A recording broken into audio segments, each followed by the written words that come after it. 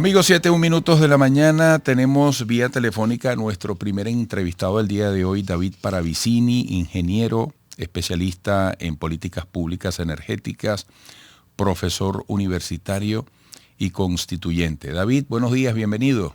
Buenos días, un gusto estar con ustedes. David, ¿qué hay de cierto o de dónde sale la versión de que estaría en marcha una nueva apertura petrolera? Bueno, realmente leí un comunicado de unos compatriotas preocupados, siempre preocupados por la salud del país, por los distintos problemas y hablando de este tema, ¿no? Sacaron un comunicado y ahí hablan de una presunta. O sea, a mí me llamó la atención porque hay gente seria allí y se pronunciaron de una forma muy vehemente también con respecto a este tema de una nueva apertura petrolera, refiriéndose al gobierno como una propuesta del gobierno. Y bueno, realmente no conozco nada. La única propuesta que yo he visto sobre el tema de una nueva ley y de que podría llevarse una nueva apertura son las propuestas que han salido de Voluntad Popular y de Primero Justicia, la que hicieron en la legislatura anterior, de la Asamblea Nacional del 2015, que prepararon documentos en los cuales efectivamente establecían un nuevo régimen de administración de nuestros recursos naturales, que por cierto fue rechazado por muchas de las personas que están firmando, lo que hace contradictorio, que te pareciera que se está refiriendo a otra que no es esa, que es la única que yo conozco que está en el papel. Fíjate. Yo he estado por llamar a Gustavo Márquez y a esta gente que son los como promotores del mismo profesor Mendoza Potelán. Correcto, aquí lo tengo. Están allí y realmente para preguntarle cuál es, porque no la conozco. La que está sobre la mesa, es decir, fue esa que produjo, la que produjo estos dos partidos políticos, y que además la presentaron, hicieron una presentación de ella en el grupo Boston, ahí en una oportunidad que hicieron un día, pues, o sea, se les dio un día para que ellos hicieran su presentación y efectivamente pues es inaceptable la propuesta de ley que hacen, en mi opinión, pues por supuesto, es inaceptable puesto que abandonaríamos todas nuestras posiciones de reserva con respecto al dominio y la propiedad y la soberanía sobre nuestro yacimiento, ¿no? Fíjate, yo aquí veo entre los firmantes a Héctor Navarro, Analisa Osorio, Gustavo Márquez, Carlos Mendoza, hay una lista larga. Sí, toda gente muy respetable y conocedora del tema. Pero también me pareció que firmar un documento con ese énfasis y sobre una presunta, porque no hablan cuál es la reforma, sino que es una presunta propuesta de una nueva apertura. Sin embargo, no sé. Ahora fíjate, leyendo el documento. No sé a qué se refiere, pero no sé cómo pronunciarme ante una nueva apertura cuando ellos no tampoco le refieren, sino que suponen que entrega al país, suponen que es una... Fíjate, el encabezamiento del comunicado dice: ante el anuncio hecho por representantes del gobierno y de algunas élites políticas y económicas sobre la existencia de un supuesto consenso. ¿Tú no estás al tanto de ese anuncio hecho por representantes del gobierno y de algunas élites políticas y económicas? Repito que el único que yo he visto es el que presentó Primero Justicia y Voluntad Popular en el grupo Boston, que es el que venían ya ellos trabajando y elaborando allí en la Asamblea Legislativa del 2015-2020. Ahora fíjate, tomando parte del contenido, ¿no? Aquí dicen, ellos varias veces en el comunicado utilizan el término propuesta alternativa como una necesidad que hay que construir, ¿no? Entonces ellos dicen, conscientes de la necesidad de promover dicho debate, hemos decidido impulsar la construcción de una propuesta alternativa post-rentista y post-extractivista, diferente a las derivas neoliberales, autoritarias y entreguistas, con el fin de que sirva de insumo para el diálogo nacional. ¿Tú crees en la necesidad de esa construcción posrentista y post-extractivista? ¿Tú la entiendes y la compartes? No, bueno, no, es que sería bueno ver qué es lo que si tienen una propuesta, ellos ya se dan bien alternativa, como dicen, los documentos que ellos conocen, saber cuál es y cómo se definen los términos. Realmente yo no veo bien cómo puede ser posrentista una propuesta como la que, no sé, la que pueden estarse imaginando o están trabajando, porque la renta, supongo que se están refiriendo es al sistema de gobierno venezolano, porque la renta se deriva de una actividad económica o de unas condiciones que afectan un mercado determinado, digamos, de unas materias primas, pues, un commodity. Es decir, el trigo, el petróleo, en un momento determinado, por condiciones del mercado, condiciones monopólicas o cualquiera que sea, pueden tener esa condición de renta. Es decir, los excedentes se obtienen más por encima, que se obtienen está por encima de los promedios globales sociales determinados para esa actividad económica. De manera que la renta, lo que es el rentismo, y que es lo que habría que preguntarle a ella, que explicarle la explicación, qué es lo que denominan ese rentismo, porque la renta va a existir, sino pues el petróleo o cualquier commodity en un mercado capitalista abierto como el que tenemos nosotros aquí en Venezuela. De manera que no, eso es uno. Y por el otro lado, extractivismo, habría también que referirlo, porque la actividad petrolera es extractivista. Si decimos post-extractivista es que no vamos a sacar más petróleo. Es decir, hay unas cuantas cosas que David. Que le falta un poco de precisión, sí. Quizás por el apuro, no sé, un documento sacado muy rápido, Mira, no les da tiempo a explicar aquí. ¿Qué opinas de esta parte? Exactamente a lo que se refiere, pero la pregunta tuya, que sí estoy de acuerdo, sí, yo creo que hay que hacer una nueva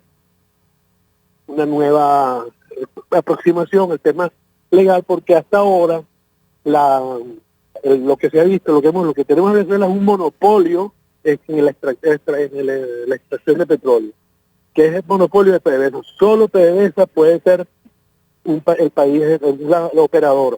Y ese monopolio nos afectó. Nosotros hasta el año 1972-73, teníamos estoy llegando aquí al programa y me está pidiendo el chofer, el señor el que para los carros. Usted me está haciendo el carro. El señor me hace el favor.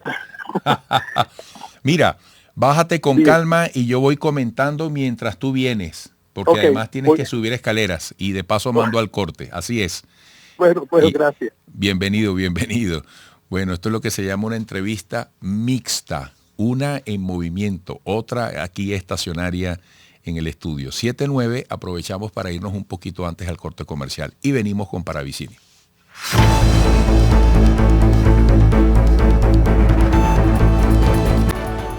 7:13 hora de Venezuela. David Paravicini da el ejemplo. Así me gusta, David. Usted está demostrando que es un hombre responsable.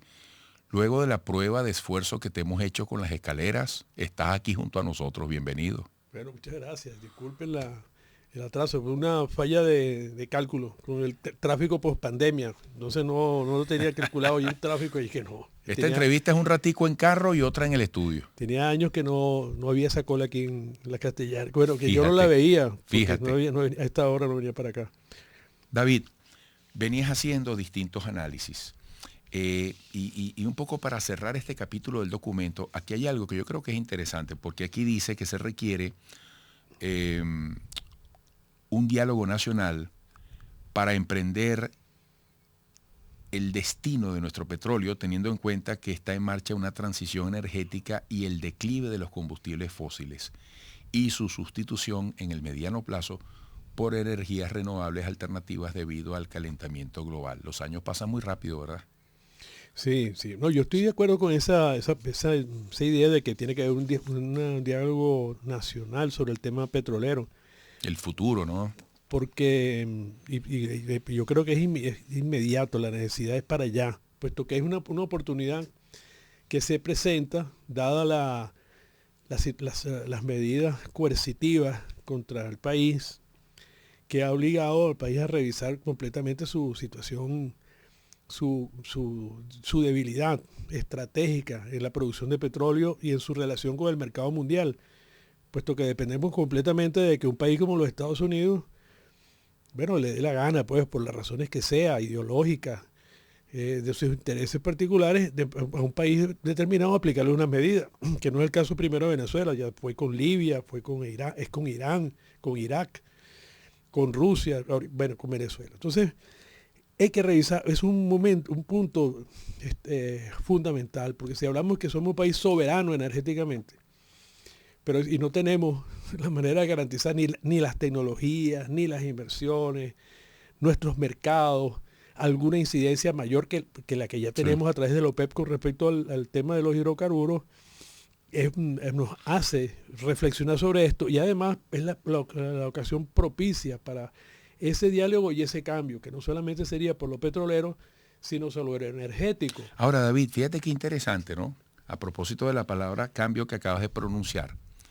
¿Cómo está nuestra industria nacional para jugar como un actor muy importante en este ajedrez que particularmente se acentúa a partir de la situación en Ucrania? Porque ese mismo Estados Unidos que le impone sanciones a Venezuela manda emisarios a hablar con Nicolás Maduro y su equipo para decirle, mira, vale, Rusia no me puede enviar petróleo, nos podemos poner de acuerdo.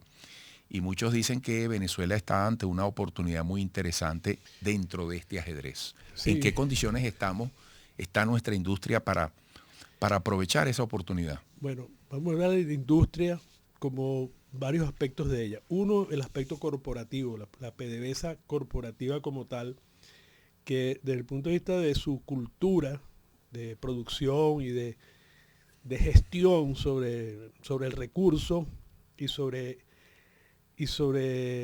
la operación, yo creo que sigue anclada en el pasado. Todavía yo creo que ahí hay una rémora que la denunció el propio presidente Nicolás Maduro en su oportunidad, donde PDVSA persiste en la corrupción, el burocratismo y un estancamiento en cuanto a su forma de entender su inserción en lo que son las situaciones actuales.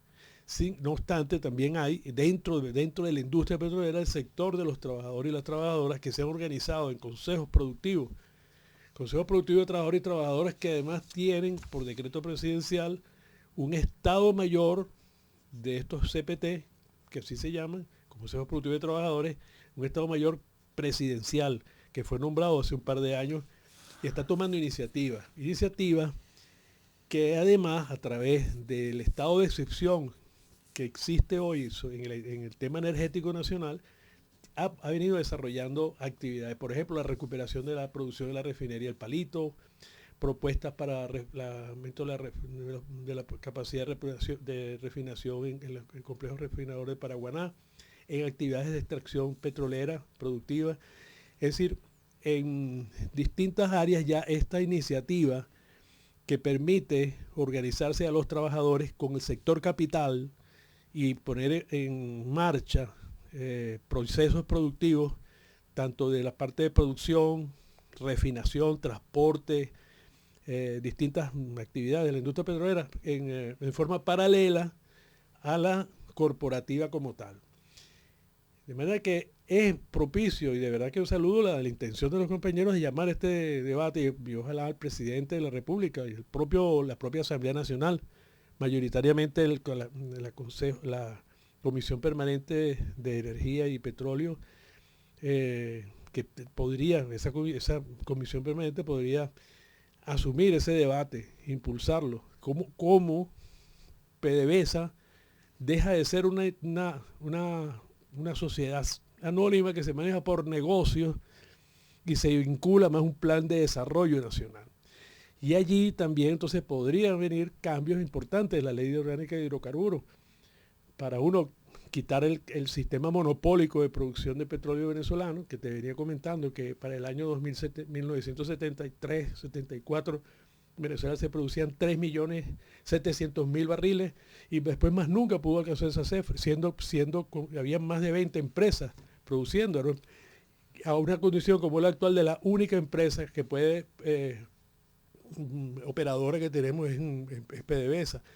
De manera que esos son los elementos importantísimos que están contenidos allí, porque dan cuenta de la situación, uno, de la actividad corporativa de PDVSA que no se adapta a la situación actual de la demanda, no solamente en el caso de la producción petrolera, sino de los cambios climáticos, otras exigencias que se vienen dando, sino también, pues, también una cultura que nos quedó de una empresa hecha a la medida de las necesidades de la simple exportación de petróleo, el extractivismo que llaman los compañeros y compañeras que firman la carta que tú mencionaste. David, una apertura petrolera en este momento, per se o a priori, puede ser calificada como mala o buena. ¿De qué dependen los contrastes o los matices? Porque fíjate que estamos en eso de que, bueno, se le autorizó a Chevron entrar, que si va a entrar otra, que si entrará o no entrará. ¿Cómo ves ese esquema? Mira, lo que pasa es que hay palabras. ¿Cómo se come una apertura petrolera, sí, no? Sí. Pues, si la apertura petrolera tiene, o sea, las palabras adquieren un espíritu. Cuando uno habla de apertura petrolera, inmediatamente nos llega, pues, son las reminiscencias de lo que pasó en la década de 1990. Es decir, cuando viene Carlos Andrés Pérez II y establece, pues, ese sistema de apertura. Recordemos que inclusive los presidentes de PDVSA, que venían siendo gente de la industria, entonces pasaron a ser gente de afuera de la industria. Y se anunció de manera abierta y clara de que se iba a un sistema que tendía a lo que se llamó en su momento la privatización de nuestros recursos, la entrega de los recursos, y que sucedió realmente, puesto que la apertura después se concretó en aquellos contratos donde Venezuela entonces se entregaba su petróleo pagando un 1% de regalía y pagando 30% de impuestos sobre la renta, como si fuera un negocio cualquiera, que era y es el objetivo de las grandes transnacionales, no en Venezuela nada más, sino en el mundo. O sea, si apertura petrolera es eso, creo que no tiene cabida. Entonces, no es si tiene sentido o no, sino que eso no tiene cabida. Es una experiencia fallida, falló al país, le falló a las transnacionales, porque es insostenible desde el punto de vista político. Una inversión requiere que sus condiciones, las condiciones que se firman, pues, sean sostenibles en el tiempo, y esto demostró no serlo por lo exabrupto, por lo desequilibrado, por lo leonino de la negociación en contra del país, y le generó inestabilidad a nivel nacional, lo que produjo las consecuencias de que se eliminaran esos contratos. Ahora, la necesidad de establecer relaciones para que el inversionista en materia de hidrocarburos, de gas, petroquímica, en todo lo que es la área que le llamamos nosotros hidrocarburífera, tiene que mejorarse, tiene que ser así. Puesto que hoy las condiciones de Venezuela no favorecen a nadie, no favorece al país, puesto que ya hemos visto cómo el dinero se lo han robado. Nuestros sistemas de control, la Contraloría General de la República, los sistemas de control de la propia PDVSA, no impidió que cada vez con asombro veamos que no la justicia venezolana, que la supone porque están fugados esos gerentes que estuvieron allí, sino la justicia de otros países, un señor, una señora con $1.000 millones, con unas cifras exorbitantes, digamos espantosas, como decir un ingeniero, Nervis Villalobos, por ejemplo, que tiene un señalamiento por $4.000 millones. Wow. Los que conocimos a Nervis decimos, pero bueno, Nervis, ¿a dónde vas a ir con ese dinero? Un ingeniero, pues, un ingeniero, colega, extraordinario profesional. Es su trabajo, pues. Y en el área petrolera igual. Entonces, no le sirve al dueño, porque el dinero se lo roban. Ese dinero es el dinero de los venezolanos que se robaron. Las empresas inversionistas se quejan de que el PDVSA no, las cosas cuestan el doble, el triple, o tienen que dar, ¿cómo se llama? Adelanto, para un porcentaje. No le sirve a nadie, no le sirve al país, no le sirve a las empresas inversionistas, tampoco le sirve a los trabajadores, que se ven al margen de una situación de una gerencia o de un grupo que ha secuestrado las operaciones en la industria petrolera. De manera que es inevitable que haya un cambio. Ahora, yo sugeriría no llamarlo apertura, porque la apertura petrolera está asociado a unas situaciones superadas en cuanto a las relaciones de Venezuela con las grandes transnacionales, los intereses de las grandes petroleras, que siguen estando allí. Solo que, en mi opinión, tiene que plantearse, y de ahí la saludo, la invitación al diálogo, porque cómo se mantiene ese equilibrio entre los intereses que actúan en las operaciones petroleras en Venezuela. Uno que es el dueño, el pueblo, la república, es el dueño del recurso. Que a veces eso suena irónico, ¿no? Decir que el pueblo es el dueño del recurso. Después de lo que tú has contado, ¿no? Pero pues exacto, es irónico. Es doloroso. Un sarcasmo, no sé. Exacto. La inversión que viene con su idea de ganar dinero, pues, porque es la inversión del capital. Y en tercer lugar, el otro actor, que es el trabajo, que es el que produce toda esta riqueza. Y que haya un beneficio para los venezolanos, para la industria, ¿no? Tener su certeza, confirmar su poder como creador de riqueza y de la generación de riqueza, y que se ha visto aislado como un elemento más, como un factor de producción, es decir, como si fuera una materia prima. Mientras que esos trabajadores y trabajadoras en esos consejos productivos han mostrado tener no solamente la capacidad, el dominio del arte, de la producción, sino también de la gerencia y de la comprensión del fenómeno productivo en sus distintas fases de manera cabal, pues, ¿no? Sí. Bueno, David, de nuevo te agradezco tu gran ejemplo de responsabilidad. Se te aprecia mucho en este espacio y pronto volveremos a tenerte. Sí, bueno, ya tendré en cuenta ahora las colas de esta zona post pandemia. A mí sé que es el San Ignacio, que ahora todos los muchachos están viniendo, y claro. Y entonces la cola llega hasta aquí. Yo realmente no... Comenzaron las clases y presenciales, además. Y presenciales. Así es. Un saludo a ese efecto. Muchas gracias por la invitación. Gracias a ti, David. David Paravicini, ingeniero, especialista en políticas públicas energéticas, profesor universitario constituyente. Volveremos.